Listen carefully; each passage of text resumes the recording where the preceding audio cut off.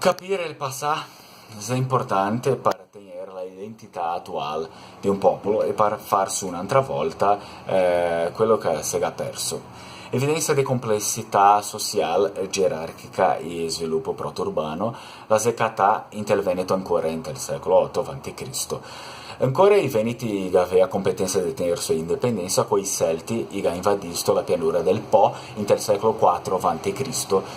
E con i Romani che hanno scomissiato la sua espansione nel nord dell'Italia, la per finire del secolo 3. L'ora politiche romani Reggio del Veneto che hanno visto fuori da una maniera più aggressiva nel secondo secolo a.C. e la regione la si sta annessa in modo definitivo allo Stato romano nel primo secolo a.C. Così, quel tempo, in quella civilizzazione dei Veneti antichi, l'Uriga è scominciata a compartire molto di robe con i romani e come i costumi credenze.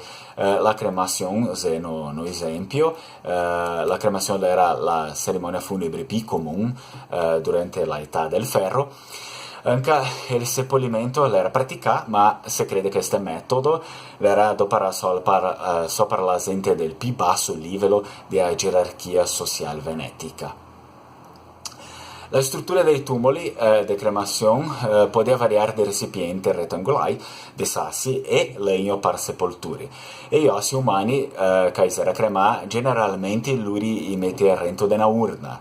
La ricchezza di robe preziose che era comune si buttare dentro dei tumuli e il posto che la persona sta seppellì, la struttura del tumulo, è probabile che tutto dipendesse da età, genere e il posto sociale di quello che era morto. I tumuli di sotto della terra generalmente era massa semplice, con poche o niente di robe preziose insieme al defunto.